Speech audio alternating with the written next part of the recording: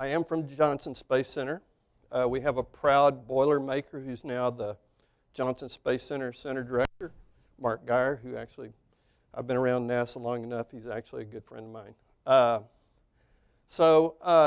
Before I get started with the slides here, part of this, the better part of it, like Dan said, I term myself a systems engineer.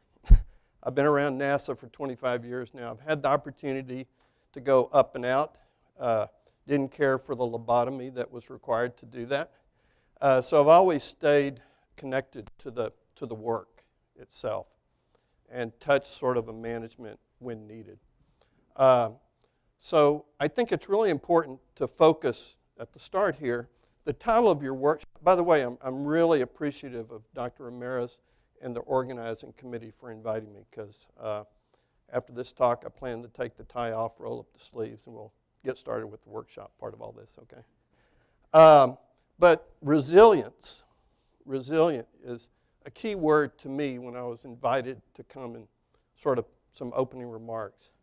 The other word is habitats or habitation. I think those are the primary themes of this workshop.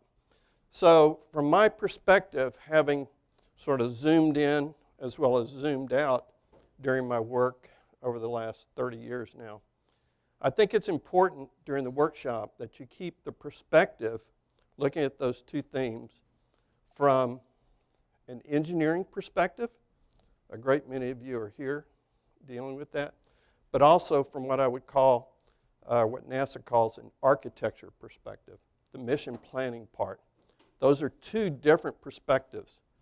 In other words, we look at how missions might occur, but again, as Dan even mentioned in his start, we need to have a real engineering basis for how we try to address some of the challenges that will provide solutions for that. So again, I would stress during the workshop that you keep those two perspectives going forward. See if this works here. So, yes, these were blessed by headquarters. So I will give you the caveat when it's Larry's personal opinion, because unlike Dan, I am sort of tethered still, okay? This is a very important piece. Over the years, I've never really paid too much attention to all this because administrations change, destinations change.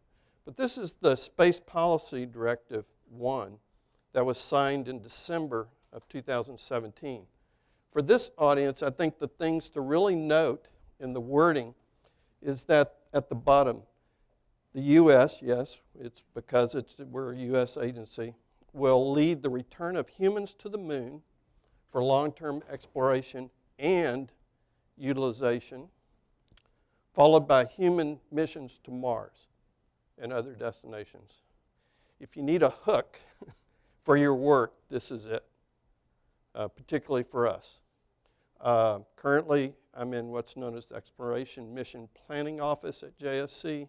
We're not a headquarters organization, but we do look at basically that structure, the framework of mission planning. So I would encourage you, and I had to do it myself, I'd encourage myself to go back and really look at this actual directive and all the wording with it. So what does that mean? So in a graphic representation here, it's NASA's charter to explore, but here recently over the last, say, 5 to 10 years, but also to develop space. NASA's willing and sometimes able to accept sort of a posture of providing a framework for commercial partners who are able to take additional risks that we're not able to as an agency. So not only to advance exploration in science, but with the private sector and partners, leverage what we've already done on the ISS. So how does that relate to sort of this workshop, right? So we see, at least in our current vision, if you want to call it that, is the same model, but apply it to the moon. So the lunar vicinity acts as a catalyst for moving forward. And I think it really relates to not only my presentation, but the two previous, is that going to the moon first is an important step here.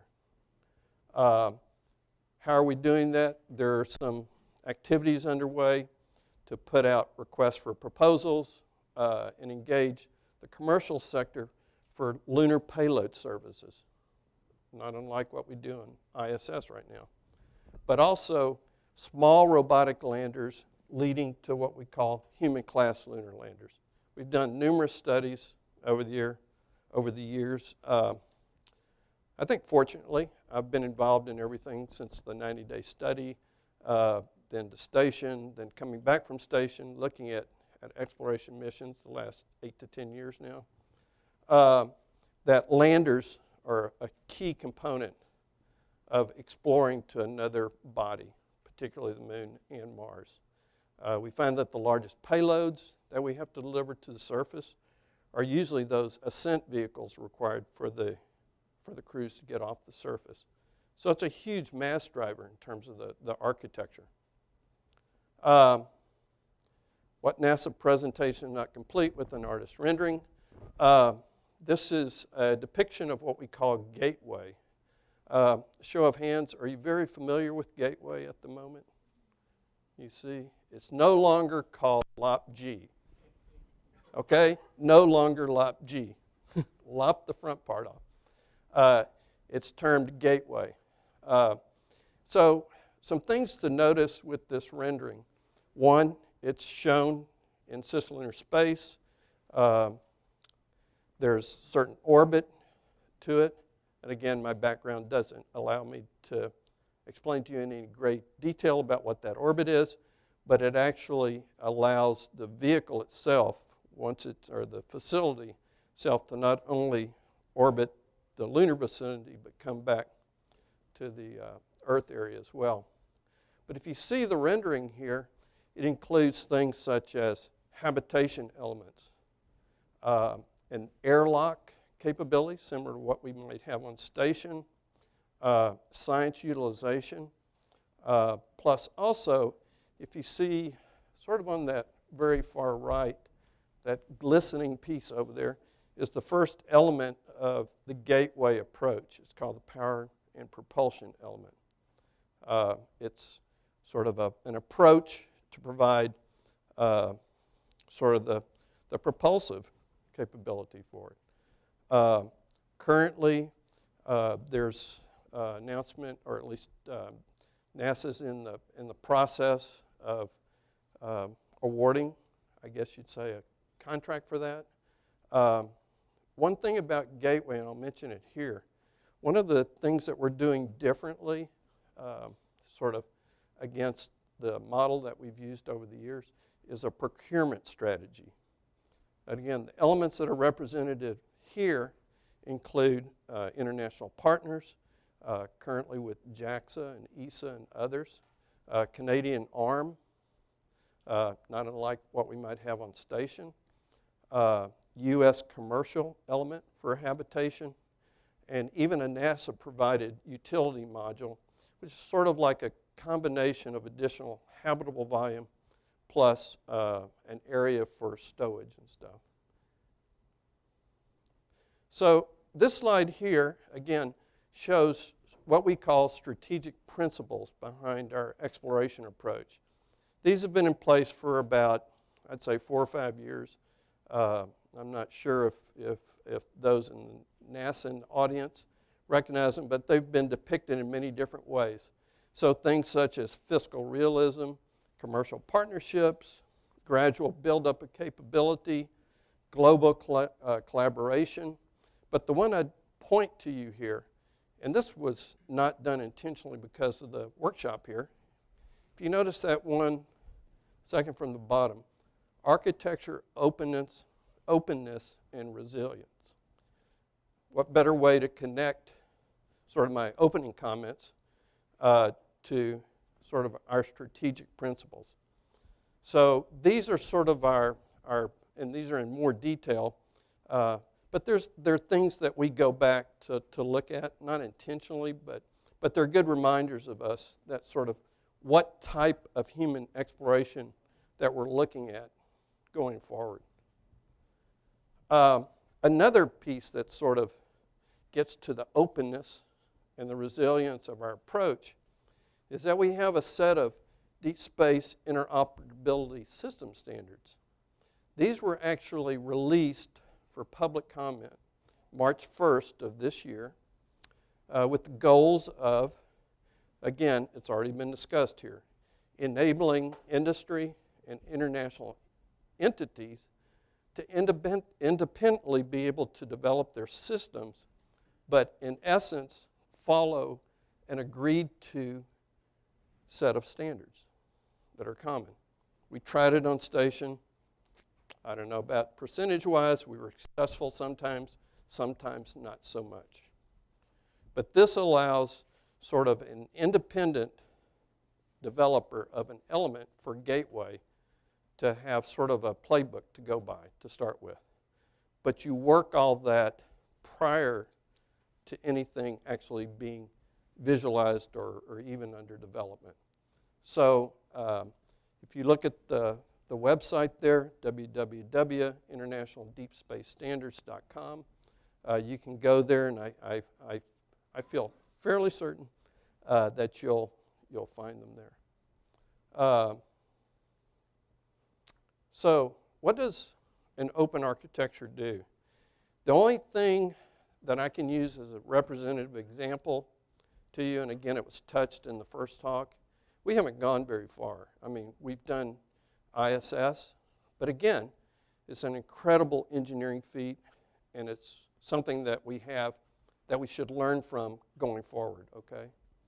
So in the idea of ISS, we have actually started that process. It's I wouldn't say had to be forced into because it wasn't part of the initial model for space station, but it kind of was, right? So we had commercial cargo, and now we're starting with commercial crew opportunities involving commercial partners such as Northrop Grumman with the Cygnus, obviously the Dragon with SpaceX, Dream Chaser from SNC, which is not only a crew but a cargo version, the Dragon from SpaceX and Starliner for crew, but also international. Again, we've included within space station, particularly in the delivery of logistics and such, items from JAXA and ESA as well as our commercial partners. And again, for those of you that don't realize, I'm sure most people do, is that the Orion is actually a marriage between NASA-provided crew vehicle with an ESA-provided service module. So, and again, the idea behind Gateway is that multiple providers will be expected behind the concept, or else it will not happen. I mean, it's already been brought up. It's too large of a economic burden. I think it's not inclusive enough, which I feel really strongly about too, from a global sense. So, talking about using space station as a test bed for the future, again, show of hands, everyone very familiar with the beam? Cool. So this was delivered to the space station in April of 2016 by a company, Bigelow Aerospace, based out of Las Vegas, a very, very independent contractor and commercial entity. So the purpose of this module, which provides 16 cubic meters, okay, is that doing it as a demonstration, particularly to the engineering community, okay. There's quite a few of us that back when TransHab was being looked at within station, the idea of using inflatables or soft goods made perfect sense. But you do have to do a demonstration in the relevant environment, which this is. So beam is actually a demonstration of a new technology, looking at how we might utilize that technology on like Gateway, going back to the moon, or obviously maybe going to Mars. So Bigelow is one company of 6 here. My current role at NASA is I'm the lead technical monitor for a program, which it's not really a program.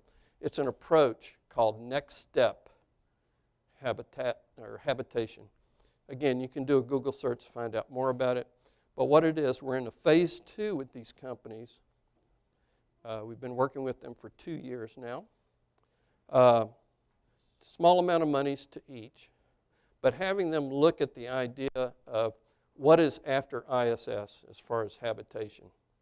Not giving them requirements, not trying to steer them too much to see what they would come back with. Okay, that was phase 1.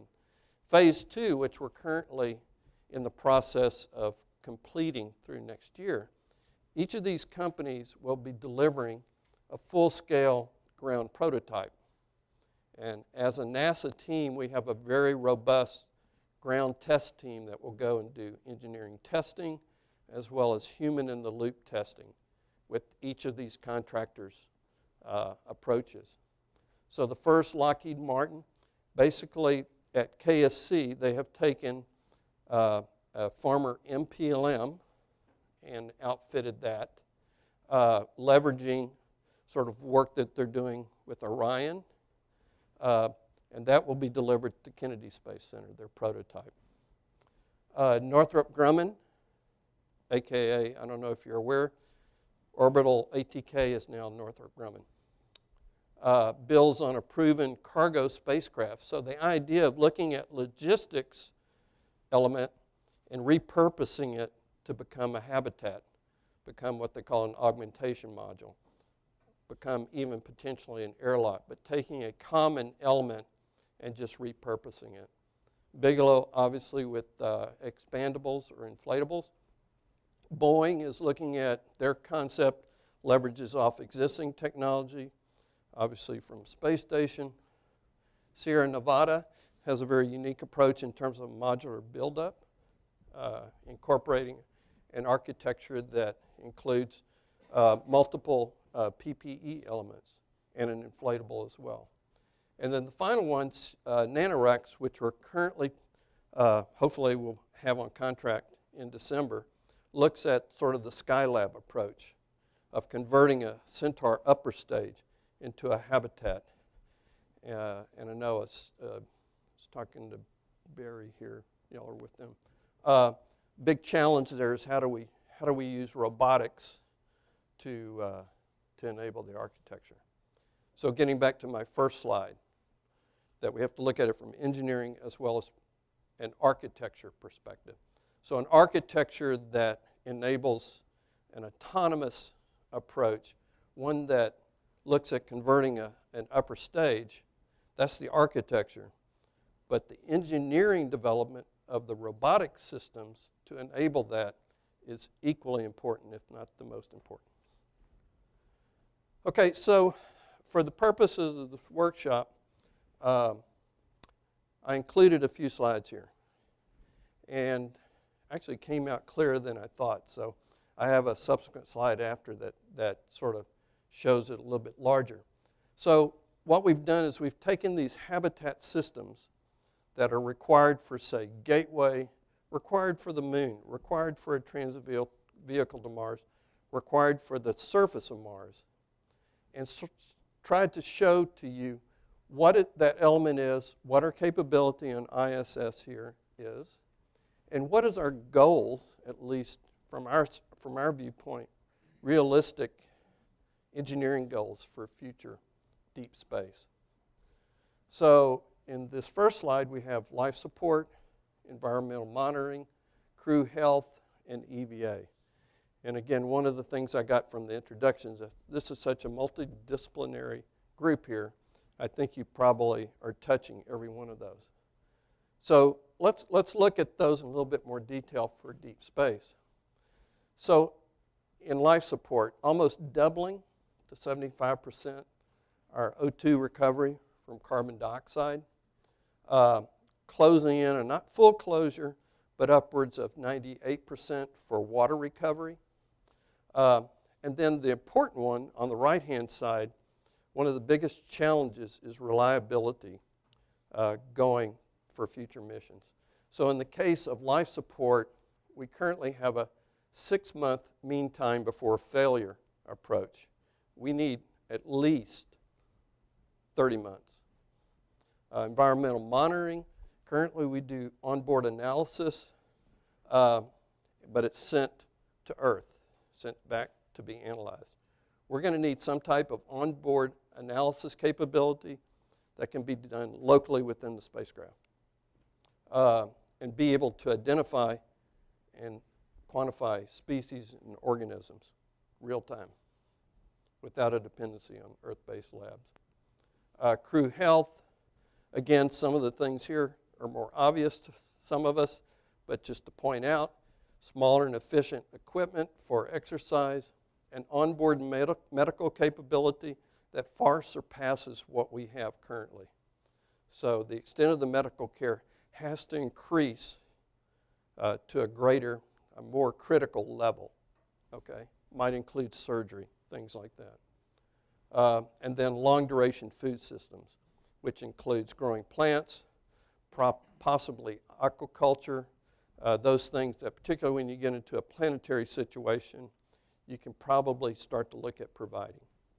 And EVA, so full body mobility for an expanded sizing range, so no specific spacesuits for each crew member, increased time between maintenance cycles, looking for a 25% increase in EVA time, and then it's been touched on, excuse me, with some of the folks that are in attendance here, I'm sure, geological sampling and surveying equipment, things that are going to be necessary with particularly surface ops. So the next set of systems include radiation protection, fire safety, one that I think is very much overlooked, logistics, from tracking all the way through the life cycle to possibly being regarded as trash, which I think in the case of this workshop should be looked at as a resource. Okay. And then those that are cross-cutting, robotics, power, communication, avionics and software, thermal and materials. So sort of enlarging that, again, I think these are things for those in attendance to think about, okay? Radiation protection. How do you protect the crew in the case of an isolated solar storm where they might have to shelter in place for as much as 4 days? Small distributed pixel detector systems. So you're getting real-time dosimetry and environmental monitoring. Under fire safety, again, a bit more robust approach from what we have currently. This is a huge challenge and often overlooked. I think the idea of the safety of the crew from an event that's unplanned like this is critical. So you go through your most driving scenario is not the operations that we always associate with a crew and a sort of a mission like this, but what is that anomaly that occurs is the driver for the requirements. Logistics, we've tried the crew-based, read a barcode. It worked for a while, but it's sort of like, I'm not sure about you, but me, your garage becomes full. You never put the thing back in the same place. You can't find it. So the idea behind the future, we need an automatic, autonomous RFID kind of tagging system. So it's not up to the crew, but it's the path that the item that you're tracking, where it ends up so they can find it again in a lot of cases. Long wear clothing, the introduction of a laundry capability to reduce the logistics. Using bags and foam that are used for logistics, repurposing it and using it with 3D printers. So you have a resource recovery and then when needed, disposal.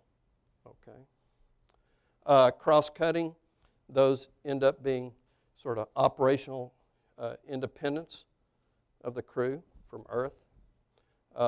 Again, accommodating comm delays and manufacturing replacement parts in space. And I think it's wise to look at what was the first thing that was manufactured with the 3D printer on ISS. It was a tool. So the idea of not carrying a huge toolbox with you, but print tools on demand as you need them. So revisiting Gateway, and again, hearkening back on a few of the comments that I've just presented, plus the previous speakers, I think the thing that you need to keep in mind going forward here is that I've only shown you a few of the challenges. I'm sure there are many more. But again, I intend to, again, I'm going to remove the jacket, roll up my sleeves, and take off the tie so we can start addressing some of these. So I look forward to the conversations today and tomorrow, and appreciate your attention. Thank you.